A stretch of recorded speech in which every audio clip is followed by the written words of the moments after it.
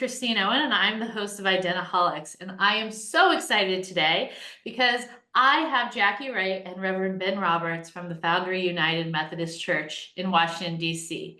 They run a remarkable program called the ID Ministry.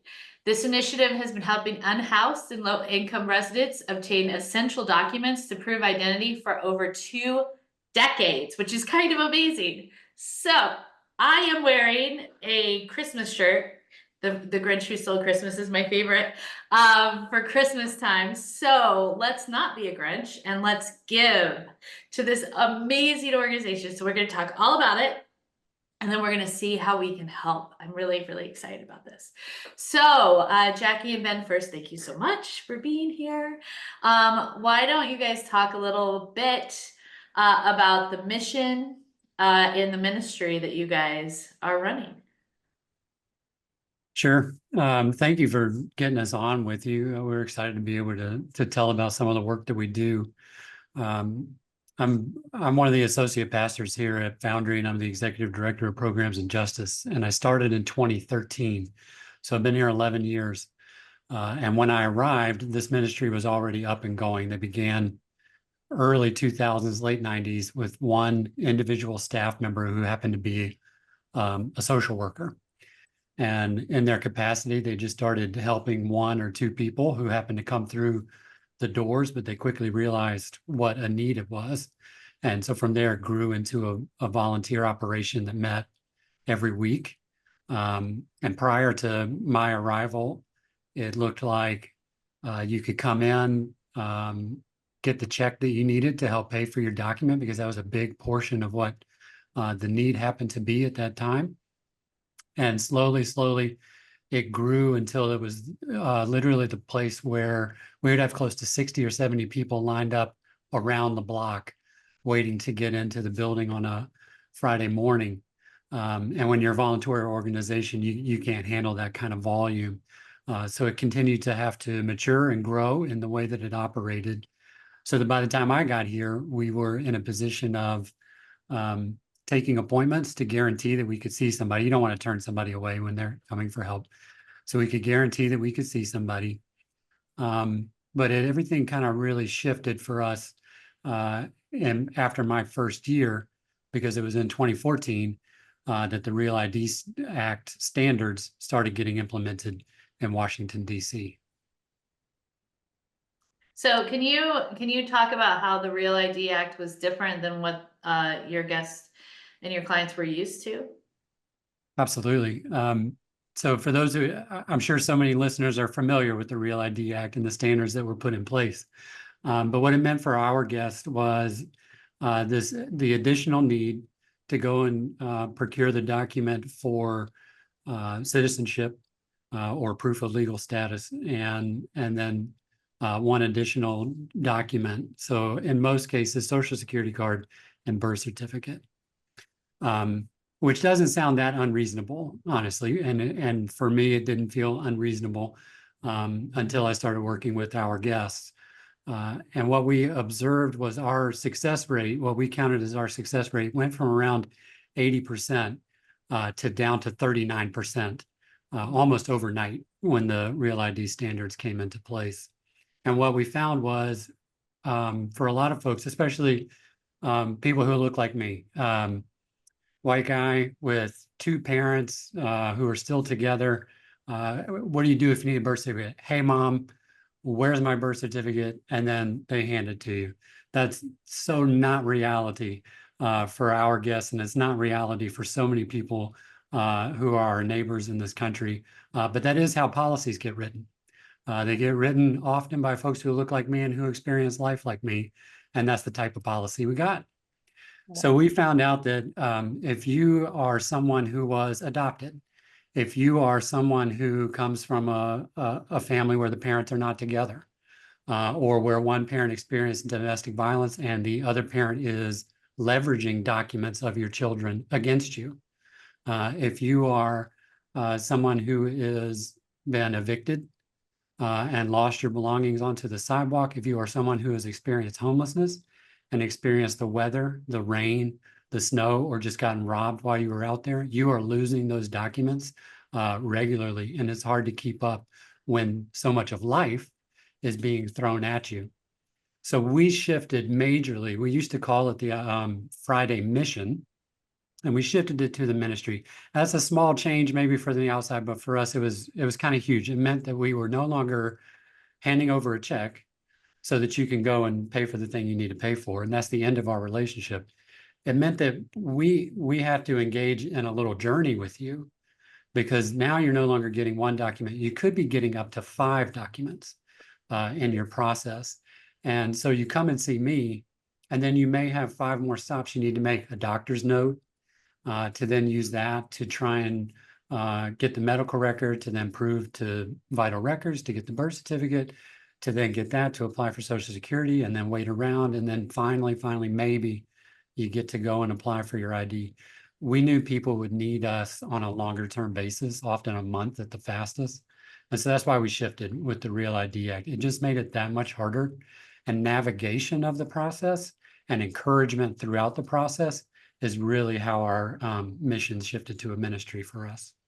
So I think that, oh, I'm sorry, Jackie, go on. That's okay. I was just gonna say one more piece of that Real ID, those Real ID requirements is then 2 proofs of residency, which again, like if you are unhoused or if you're living in low income housing and you don't have a utility bill, you don't have a rental agreement, like those things became and are continuing to be really cumbersome for folks. In fact, the list of acceptable documents for that residency requirement is getting smaller and smaller. So that's another big hurdle for people. And I would add to that, those types of requirements also forced, in a good way, forced our volunteers and me as the staff, and then Jackie as the staff, to also get really good at going and doing some policy engagement around how this policy was getting implemented in the city, engaging the different agencies to try and build out the systems that were needed. Like what are we going to do for a proof of residency for someone who has no proof of residency? We had to work with the city to try and build out items that were actually going to work for our people. Yeah, so let's walk through a typical, I put that in quotes because I know that there's no typical, but a typical guest that comes in and they need your help in proving their identity. How do you go about this generally? And then what are your exceptions on doing it too? It's funny because what I like to say to the volunteers is the only predictable thing about the ID ministry is its unpredictability. But I would say your typical guest is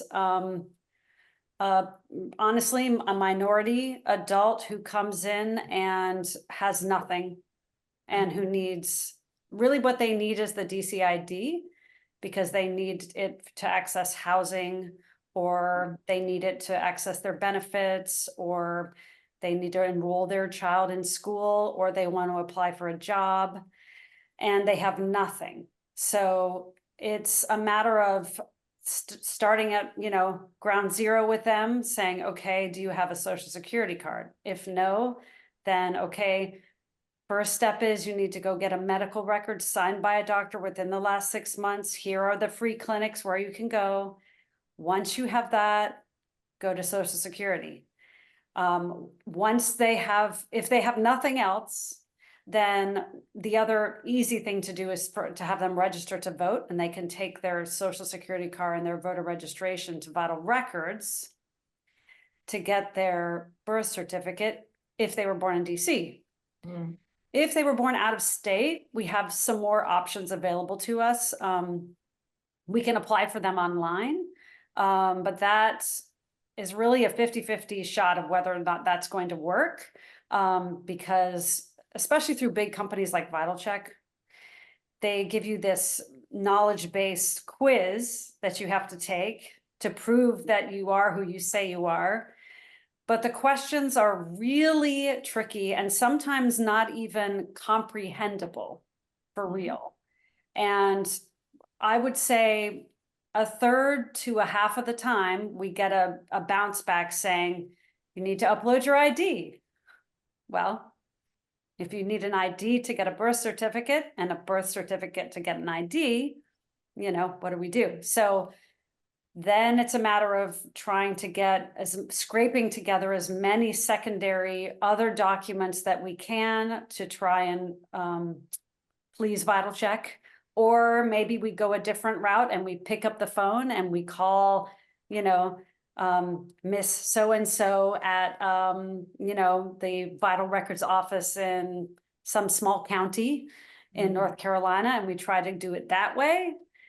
So then once they have their birth certificate and their social security card and their proof of residency, which again can be a whole other issue, can be another stop to another agency to get proof of homelessness, then we can give them the check and send them on to the DMV, and we hope that they can get their ID. So I have a really naive question, which is about the Social Security card. So why does the Social Security Administration require a medical record to prove Social Security? I'm gonna take that one. This is Okay. this is a pet peeve of mine. They don't require a medical record. Okay. It's an option. We always hesitate to say this because it's one of the only ways that we found to be able to do this for a lot of our guests. But it's not in the it's not the typical list that you find on the Social Security Administration's website. If you haven't engaged in person at the office, you probably wouldn't even hear about the option. And then we hesitate to say it because we don't want our one way to actually get this done to go away. But that's why we use the medical record. It doesn't make sense to us either. It's just we know it works. So my assumption, and I actually know who I'm going to call and ask if this is true or not. My assumption is that you're adding a little bit of friction, so you have to go and prove that you are a live human, right? That you're alive, and that you're not dead, and you are clearly a somebody. It's just the question of which somebody are you, right? Right. So it's so interesting. I will say, so, we're in the identity business, and I am very deep into NIST 863-4 revisions. And I feel like I have those poor guys on speed dial over at NIST. But I think that the pieces that they are trying to figure out, and also, a lot of government agencies are trying to figure out, is how do we figure out who this person is who is one of your guests, because those are the hardest for anyone to figure out, right? Because of all the things that you said. So do you have, I'm sure you have some really amazing success stories and some heart-wrenching, this did not work out stories. And I think hearing them would be really helpful for us to understand the kind of impact that you guys make. Yeah. we got stories. You want to start with? I'll start with New York City. Yeah. God bless New York City. Yeah. And year to year, which jurisdiction is most difficult, it changes. So New York, if I'm insulting you right now, it was a long time ago when this happened. You're much better now. You're much better now. So we had our individual. This is our person who it took the longest to get his credential done. He came to us. He was born with a mom with a last name that was different from the one that he used his entire life. He didn't really know that, and he was in his I want to say 60s by the time he came to see us to try and get this copy of his birth certificate. But when he went in, is when he found out, hey, the name that I've been using all of my life for these multiple decades is not the name that they have me on record as. I've had driver's licenses throughout my life. I've had jobs. I've gotten education. I have records with the name that I know myself as, but it doesn't match what the birth certificate has on file for me. And so we started doing this battle with the jurisdiction in New York City on his behalf. And what we were told is, because it doesn't match, we're not going to be able to give this to you. We tried for 3.5 years to get this piece figured out. We had to meet with multiple lawyers, tried, tens of applications, had plenty of rejections over that period, until we got to the point where, it was probably like lawyer number 3 at this point, that we finally put him on the track of getting a correct, their version of a correct answer, which was go and have a legal name change to the name that you've known yourself as this entire time in Washington, D.C., and then come back and show us the legal name change in New York City, and we'll get you your birth certificate. But only at that point. 3.5 years. Again, maybe somebody would have known that up front, but if you're just the average person who's out there, you don't know what you don't know until you start making the application. Then you start grabbing every single resource you can get. We luck out here in DC because we end up with like retired consular affairs officers who love this type of work and have been doing it their entire life. And that is who it was who finally just said, I'm going to take this case. I'm going to see it through to the finish. And so she probably wrapped it up for it, but it still took her like 10 months to do her side of it. But that is still to date our longest one, just to get the birth certificate. And then he still had to go and finish off getting his ID for his housing. Again, this is a guy who is approaching 70, needs an ID to get into housing and is experiencing homelessness. And this is the type of thing that they go to. It takes a long time in his case, but it's not quick in any other case for that matter. Yeah, the issue with the name being different on one document versus another, we have another case that this one only took us about 18 months, but the lady's name, her first name was Deborah on some documents, Debbie on others, and Deborah with an apostrophe on others. And it was really unbelievable how many steps it took us we had to amend her birth certificate. And again, lawyers involved, all of these things. And the kicker with this one is that even after we helped her to get her birth certificate amended, when she went to the DMV, they still refused to give her her ID until one of our volunteers, who I will mention looks like me, a little older, but looks like me, went with her, didn't change any of the documents that she was providing, but just accompanied her, didn't say a word. She got the ID. And was so, this again was for housing, was so overjoyed. I have a little video on my phone that she sent all of us doing a cartwheel in the parking lot of the DMV after she got her ID. And again, like about 4 months later, was matched for housing. So I don't know the last time you saw an adult not in the Olympics do a cartwheel, but yeah, the parking lot of the DMV is a good venue. I can't even imagine it. we have other heartbreaking stories that we don't know how they end. A lot of like our domestic violence cases where we have women who are coming in who are running from abusive partners. Often they have children with them, and they have a hard time even getting into a shelter because they can't show the child's birth certificate, but the abusive partner is holding the birth certificate. Really heartbreaking cases like that where we go to bat for them as much as we can, but we can't do the final step. And so we don't know, how they turn out. So yeah, that is pretty hard. If they're not of school age, how would you be able to get a hold of anything? Yeah, that's interesting. Yeah.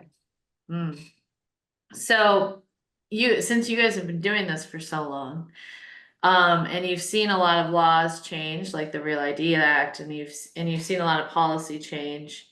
What is it that you've seen that you feel like has helped you in your efforts to be able to get someone an identity?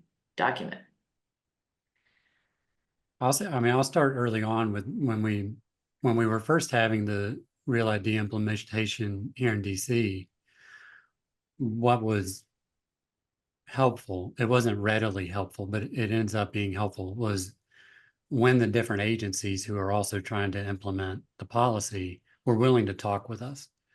So I had a really good relationship with the DC Register of Deeds, who at the time would, respond personally to my email, set up meetings with me, went as far as to bring us into when they were implementing the knowledge-based assessment that you do at the DC Vital Records Office now, walked us through that before they launched it. They did kind of a soft rollout with us. We told them, you're going to want to have a navigator stand here with people because they are going to get tripped up. They're not going to want to know what to do. So when an agency is responsive and kind of human about whatever policy is coming into play, that is helpful. But other than that, some of the rollout of the digital pieces so far, they still really trip people up. Obviously, the one that we interact with most is a knowledge-based assessment through Vital Check, that is pulling publicly available information to then kind of quiz you about yourself. I'm hopeful, as we get further down the line of like replacing everybody with a real ID. And then if you go to renew that and you don't have to change your address, you don't then have to reproduce all of those kind of breeder documents and other pieces again. So there is some kind of record that's kept electronically, such that you don't have to then reproduce paper documents again. That is helpful because it's really hard for people to keep up long-term with all those paper documents. But at the same time, we serve a client base that if you were to, when you talk about like an ID vault or something like that, that can be held digitally that you could access without having to produce a piece of paper. We have a lot of people who are very distrustful of anything digital, everything government. And it's either for good reason because of their history and interaction with authority, or because of just the way that their brain is working and experiencing the world right now, their mental health, that's keeping them from being able to bridge that type of trust gap that really exists in the digital space, in the kind of electronic record keeping space. Yeah, so I mean, you brought it up, and I think it's interesting because I do know that so that kind of identity vault would be considered a wallet. That's the word that we're using in the US. And I feel like we've been talking about this a lot as an industry, as an identity industry lately, the concept of wallets and what to do with them and how to use them, and how they're created. And sometimes when I talk to some people who are in the identity space, they actually say a lot of the same things. They're inherently distrustful with the idea of giving a wallet company or the government a biometric to be able to do that identity resolution and prove that the person who is holding on to the identity document is the same person that's on that document. So what do you think? I mean, I'm putting you on the spot a little bit, but what do you think? Do you think that a wallet is going to be helpful for your guests in the future? Do you think that they're just not going to adopt it? How do you think that might go with the advance of how digital technology is kind of moving more towards a cell phone? Well, I would say there'll be plenty of folks who are just outright not going to adopt it. Yep. And so then what becomes helpful, because we know that will be a reality, what becomes helpful is that there is still some form of in-person or person-to-person interaction that can take place. Even if you don't have your paper documents, somebody that you can sit with and work through whatever process we need to name to eventually get you to the place. Because those two realities aren't going away. People will lose their paper documents. Yep. People will not trust fully a digital wallet. So they do need an in-person option, and somebody who can go kind of slow with them. Somebody who can treat them like a human being, like we all are, who just are not the sort of average user experience. Right. Some of the digital stuff is absolutely it's going to speed up the process for a whole bunch of the population. It's going to help a whole bunch of the population. But our work, our ministry is not about a whole bunch of the population. Right. And inside the church, we say the least, the lost, the marginalized. That's who we work with, and so that's kind of where our eye is as these different things are getting rolled out. And I know Jackie probably has thoughts as well. Yeah, I mean, just again, there are going to be people missed. There are going to be people who fall through the cracks for sure. Even, like, I know that, we had talked with some folks about even the idea of the individuals having a digital identity on a phone that they would have in their possession. Well, I mean, I can't tell you how many times, a guest will call the church and say, hey, I have a new phone number now. I have a different phone. I lost my phone, like so many times. So, it's not, let's just say it's not the silver bullet for our population of folks. It's not an easy answer. It could help in some cases, but it's not going to solve or make the problem go away. Yeah, so what I hear you saying is you're advocating for when there are public benefits involved to still have an in-person option. Is that what you guys are saying? For identity resolution, to still have an in-person option. A lot of public benefits are moving online, right? SSA is one of them, but they still have in-person options. And I know I have an uncle who actually just got his SSA benefits, and he went and he made an appointment with SSA. I mean, he's got all of his identity documents and all of the things. And I said, why didn't you just do it online? And he goes, no. Yeah. No, right. Doing it in person. Right. That's right. But I asked because I think that there is a perception for some policymakers that having an online so online is simple and easy for those of us who have the identity documents, have good cameras on our phone, have strong biometrics that can easily match, right? Right. But for those who do not have that, it's very hard for them to try to get a benefit online because they can't go through all of the steps.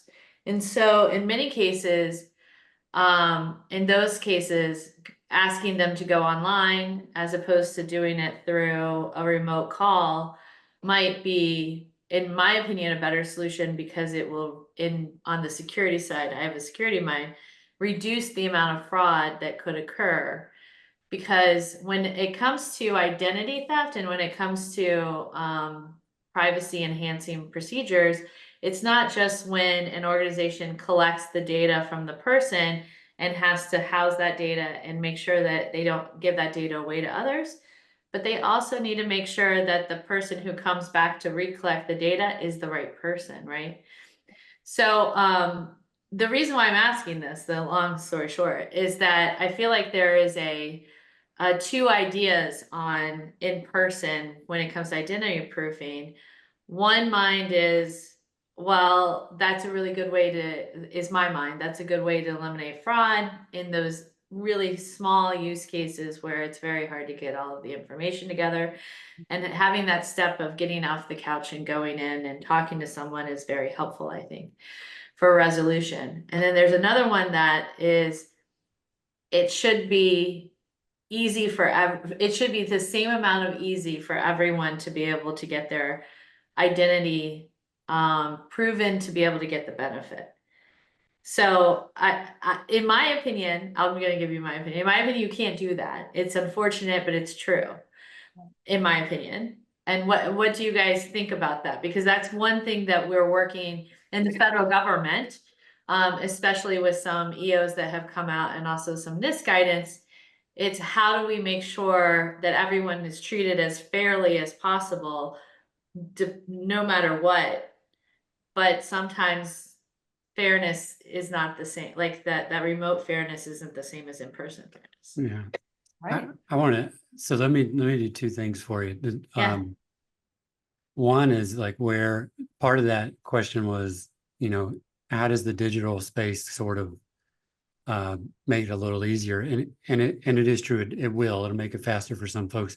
Where we saw the big breakdown was one of our Maryland cases with a young woman who, when she went to get her birth certificate, we pulled up the KBA. Every single knowledge-based assessment question that was asked, she had never left Maryland. She all her life, Maryland, Maryland, Maryland. Every single question related to the KBA was Florida. Yeah. Properties in Florida, phone numbers in Florida, all of that.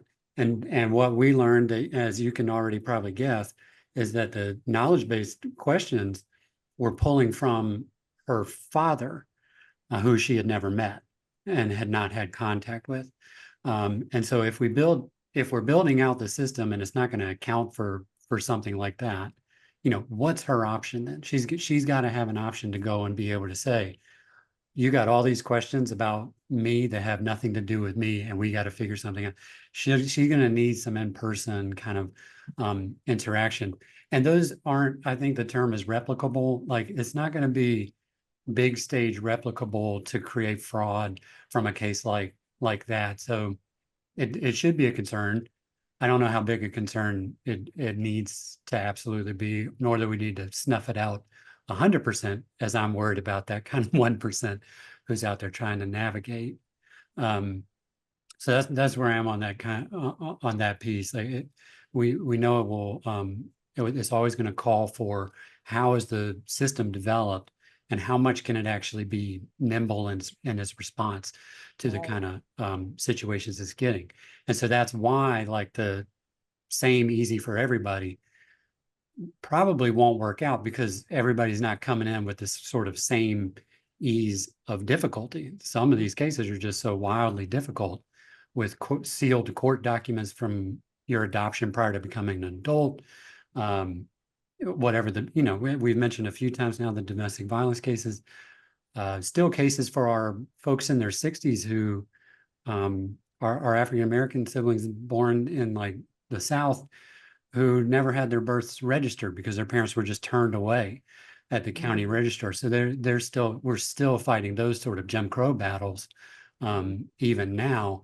And if the only thing is here, do the digital process, and it says, well, you don't exist because you were never registered, it's just not going to be good enough in terms of a equality or equity standpoint.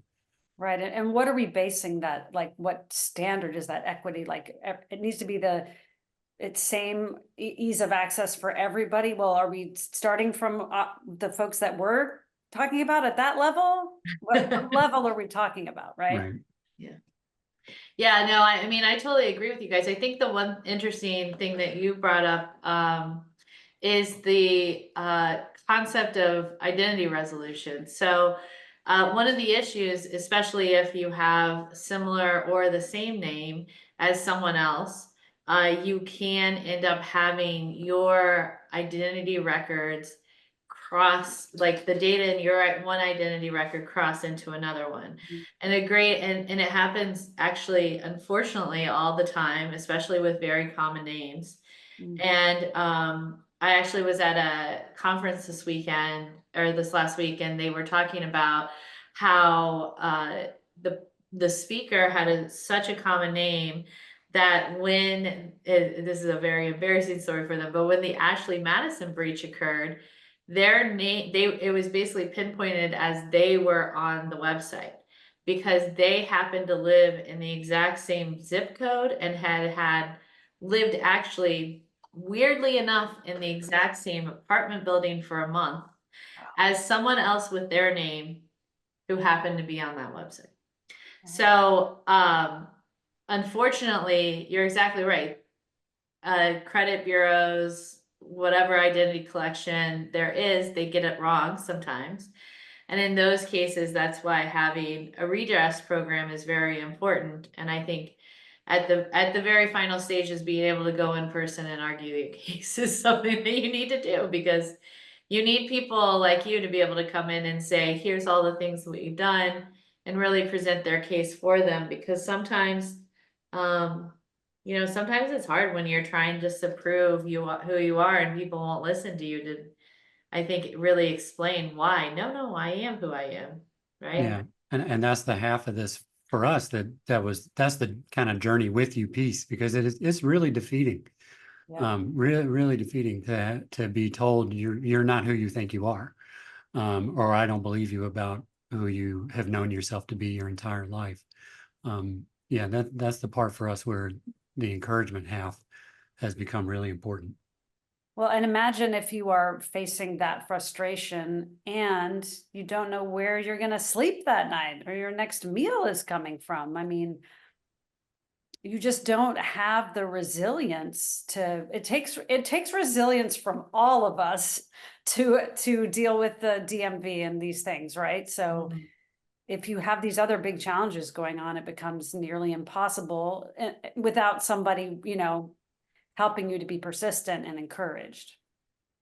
Yeah, no, I can see that. I can see how stressful that is. So one of the things that's really interesting in 863-4, so the draftness digital law guidelines, is that they added, I think it was there, but they've really added the concept of someone who can attest that a person is who they say they are. There needs to be some sort of linkage, and so you have to be able to prove the linkage, and then on top of that, that person has to be vetted to the same level. So usually Uh-huh. you need a couple forms of ID. Right. Have you guys been able to try that out? Because I don't think that came from out of nowhere. No, I think that that's something that some jurisdictions are likely attempting. Is that something that you've seen, and has it been helpful? I mean, so there's a couple of things. One is, yes, in certain jurisdictions, when you're applying for a birth certificate, a relative can apply on your behalf. Mhm. Now, whether or not that person has relatives that they're willing to reach out to, and whether those relatives can prove their own identity is a whole other issue. And it's the same with proof of residency, at least for DC. If you're staying with a relative or a friend, there is a form you can bring. But again, the person who you're staying with has to meet all of that criteria as well. And sometimes, I got an email just this week from somebody who they've been living with, it's a young person who has been living with a neighbor since they were a teenager. And now they're trying to get their DCID, and they can't prove residency because the people who they're living with, they've just been paying somebody month to month. They've not had a lease themselves for years and years and years. So again, I'm not wanting to sound like a broken record here, but there's always going to be these holes, these unusual cases that any system without that human element is going to miss, I think. We've had a few jurisdictions say to us,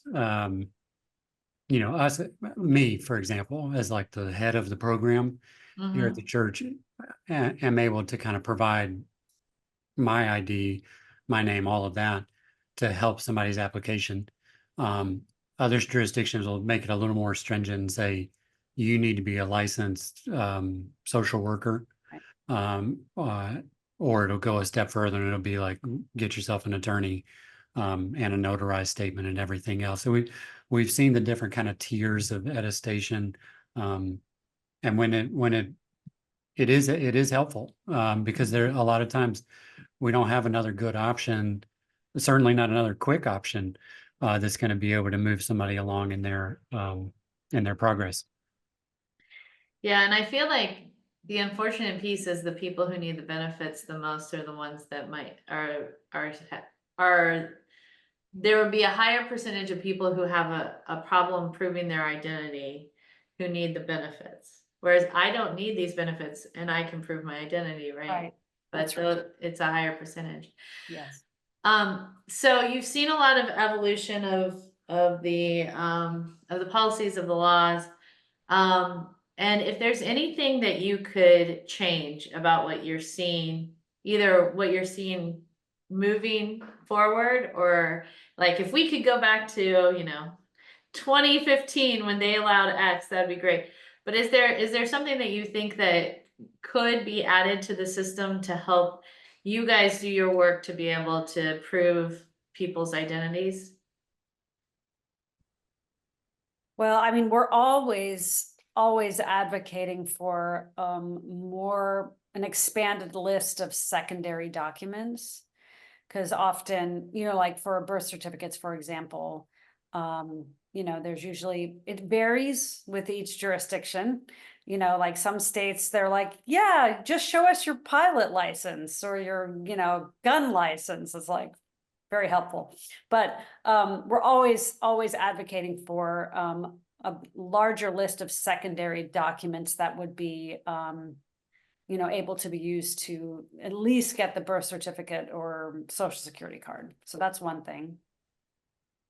I wholeheartedly agree. A more expansive list of secondary documents that you can piece together is helpful. And we know it's not consistent across the jurisdictions. Some states have really long secondary document lists. Others have extremely short ones.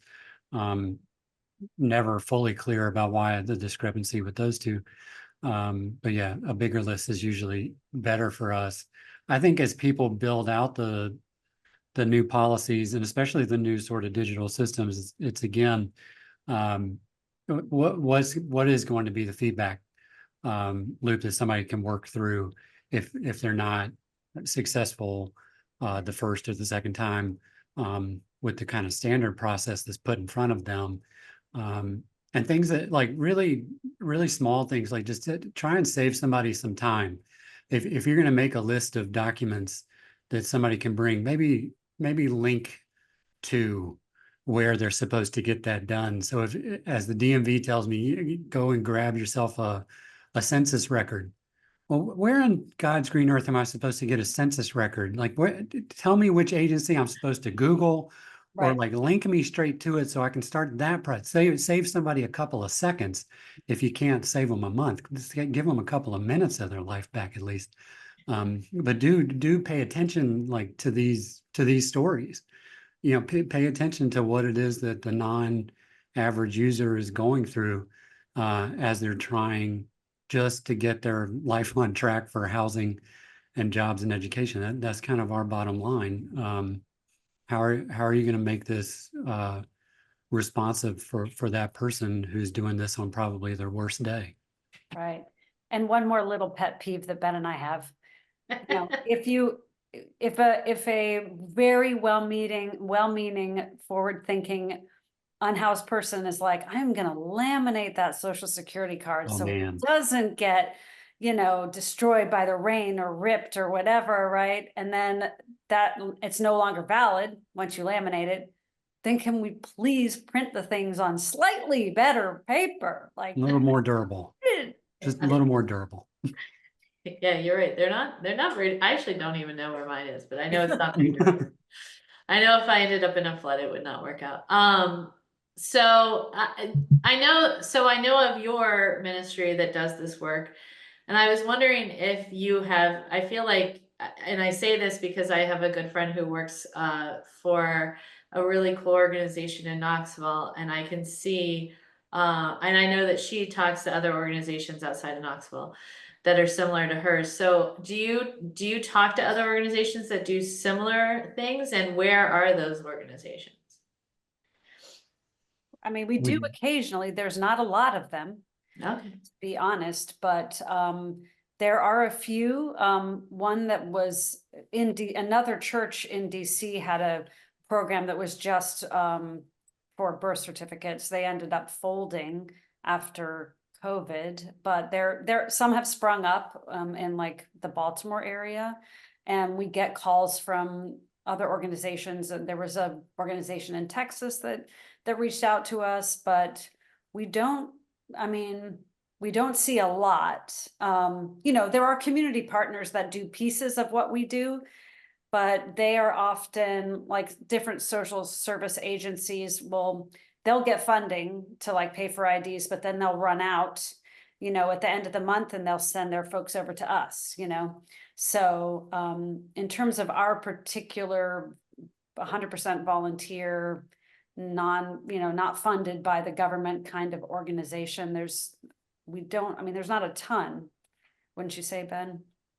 There aren't a ton. There's more now. Like once Real ID started going into place, that's when we started hearing from another group that was popping up doing the work. I think one's called the Homeless ID Project in Arizona. Oh, yeah. And I think they even tried to do a little office in Baltimore. I can't remember the connection there. Right. And then another place where it really did start showing up was the Vote Ride. Or Vote Riders that's nationwide, but of course their focus was more about making sure people had the documents they needed so they could vote. But at the same time, if you're proving all of that, you're also proving the sort of documents that we do as well, and those popped up, you know, in the 2016 and after, as those sort of voter ID laws came into place. So more and more, I think it's getting recognized as an issue, and slowly organizations are popping up around in different communities. Yeah, I completely forgot about the voter ID laws. That makes a lot of sense that they would have to create something to help out with that as well. So, if there's one thing that you wish people walked away from this conversation thinking about, what would that thing be?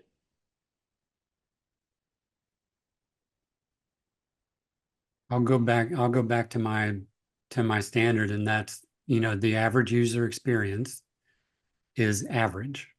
Right.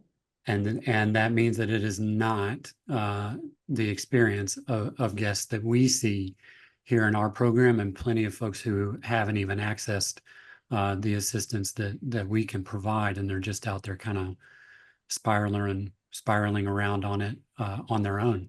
So think about what's the other experience that people are having with my product that I have not thought about, and then seek out a partner like us, if that's what it takes. We're always happy to have people come and sit and shadow for a day, just to hear firsthand what some of the stories are, and kind of get a feel for like the emotion and the kind of at times turmoil that people go through as they're trying to piece these things together, so that when you build out your policy or product, you can think to yourself, is this too many clicks? Like, is somebody going to lose it because this was too many clicks? Because the answer is yes, somebody is going to lose it because that was too many clicks. Because again, they got to find somewhere to eat. They got to find childcare. They got to find transport, all of that stuff. So come learn from these types of stories as you're putting your policies and your products together. And, you know, not to be dramatic, but truly in some cases, these things can be a matter of life or death for people, really. Mhm. And even if it's not that dramatic, it's a matter of housing or no housing, or healthcare or no healthcare, or school for their kids or not school, or jobs or no jobs. Like it has a real and significant impact on people's lives. Yeah, it's scary, especially the stress. I think the stress is the hardest part for them. So my last question is, how can we help? If you are like local to the DC area again, or you want to make a special trip and come and see this ministry, please do. If you want to come and volunteer with us, let us know. We'll take you. If you live in a place where there's not an organization that does this kind of work, we are happy to help outfit people. The work that we've had to do as we've grown and matured as a program means that we've got all 50 states processes and a book, because we had to learn how to do it for every single or almost every jurisdiction that we could think of, and a few of the Caribbean islands. So if you're in a place that maybe wants to launch something, talk to us. If you want to volunteer, volunteer. But definitely, if you're able, send us some funds. We service over 2,000 clients a year. Average cost for somebody, if they're having to do all of their documents, ends up being around $60 or so, because when we can, we try to help with transportation. And the documents themselves easily run into the 40s plus another 5 stops. So if you can help fund us, great. If you can support us in other ways, or you want to start something on your own, then let's do it. Let us know. So $60 is the average cost to get a person identity documents? What we do is we factor in. So if it's a non-driver's ID, not a driver's license, Yeah. but a non-driver's ID, and your birth certificate is $43. But in order to prove all of that, the visit to the doctor, the transport back over to the Vital Records office, the transport to the DMV, brings that total up, because you need to pay for those things. Yeah. Then if you took off work, Right. or you had to secure childcare, you have even more cost after that. So we kind of make our average based on, we know people have to travel to do these things, and then the documents themselves. Yeah, but that, for those of us who listen to this podcast, because I know some of you who you are, that's easy for us to give. Yeah. So Yeah. that's awesome. Wonderful. All right, well, thank you so much today for chatting with us. Hopefully the viewers don't get upset, because we're going to show this a couple of times, because I think it's just such an important thing for people to know. So thank you so much. Thank Thank you. you. And it's such a gift for us to be able to elevate the voices of those who would normally never get a chance to speak in this kind of environment. So thank you. Yeah.